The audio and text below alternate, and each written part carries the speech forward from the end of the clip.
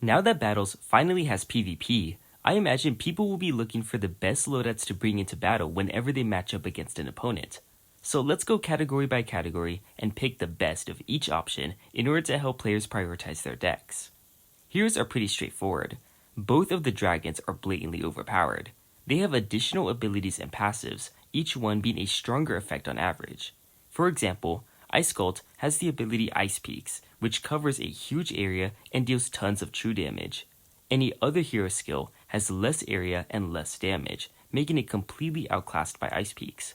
The same is true for Avalanche, which does tons of damage gradually to enemies along the path, covering ground better than other area attacks do.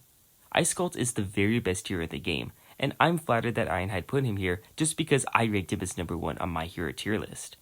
In battles, Ashbite is not far behind him though, as he deals tons of area true damage too. All heroes deal true damage, but not all of them deal this much or in such a wide area. The next most important reason for these dragons to be considered so overwhelmingly superior is that they have skills that can reach the opponent's units, effectively wiping out the other hero until they get enough barracks to body block for them. But as I will discuss later, barracks are the weakest tower class in the game, so it forces the player to use suboptimal towers just to keep the hero alive. If you can't get a legendary, the next best hero is Deerde. In my experience, any individual unit is just too weak in this game, so you end up having to hide your hero behind towers to let them do all of the work. Deerde can actually get work done while hiding behind towers, as she buffs their damage significantly, making the difference between 1 to 2 shots on slow attacking towers like artillery and mages. This makes a huge difference overall throughout a level, and can lead to finishing rounds earlier to make more gold, which in turn allows you to get more things for Deerde to buff. I highly recommend prioritizing her for upgrades. Spells are pretty straightforward too. Rain of Fire and Thunderbolt, the 2 longest cooldown but also highest damage skills, are the most reliable still. This is because their cooldowns line up with allowing you to use them once per wave and be ready immediately for the next one. As such, you can also use them a second time to finish off a wave, either saving you in an emergency or making more gold off of the early kill. And if you pick both of these spells, you can wipe out 2 separate hordes of enemies or stack them together by using Thunderbolt to stun a group of tanky enemies, allowing them to overlap with the next overcoming horde, and then Rain of Fire them to finish the job. After these two, the next best options are Reinforcements and Icy Zone. Icy Zone is great because of the stalling power that doesn't rely on HP, which is easily bullied in the late game, as in the last 2 to 3 waves. However, Reinforcements are much better for the early game, as they can counter ambushers, which usually punish dragon meta abusers. They also deal damage, so you can kill straggling units to finish off a wave faster than an opponent in a mirror match if they are relying on Icy Zone instead. Finally, towers. In my opinion, the best towers to go for are the ones that fulfill multiple roles at once. To start, the Tesla, despite being able to hit multiple units, has the means to serve as an archer as well, because it hits up and has better DPS than other artillery. In other words, starting with this tower will counter both grouped enemies and flying enemies, making it highly space and cost efficient. Likewise, archery scouts and barbarians both serve the role of barracks combined with anti-air. Archery scouts have more universal utility, as they can use their ranged attacks against ground enemies too, but barbarians have better stats overall. Between the two, I prefer archery scouts for being even more generalized, but barbarians are straight up stronger statistically.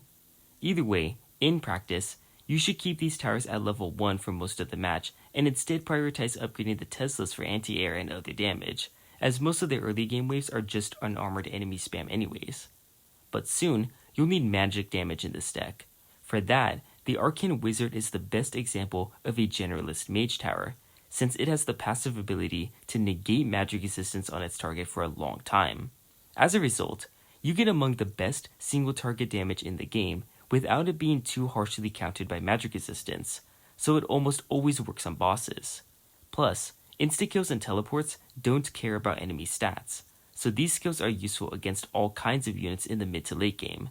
In other words, the tower is great from wave 2 onwards, where it can counter armored enemies with its base attack, and it can counter late wave giants and boss escorts with its abilities, as well as bosses itself with its passive.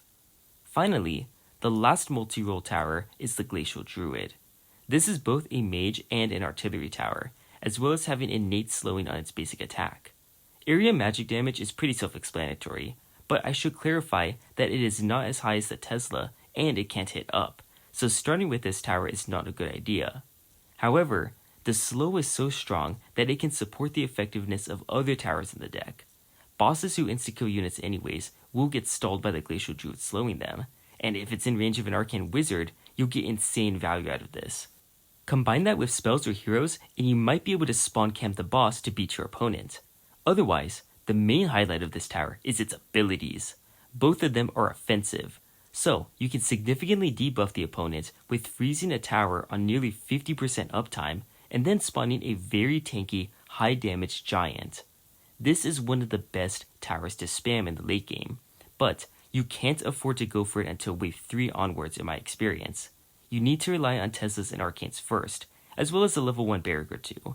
Afterwards, you can try to spam Glacial Druids to overwhelm the opponent, all while defending your own side just fine. In summary, the best deck uses Ice Cult, though you can substitute him for Ashbite, Rain of Fire, Thunderbolt, and either Icy Zone or Reinforcements. Then for towers, it uses Tesla, Barbarians, Arcane Wizard, and Glacial Druid. Because I am promoting this as the meta deck, the next most meta deck will be something that counters this.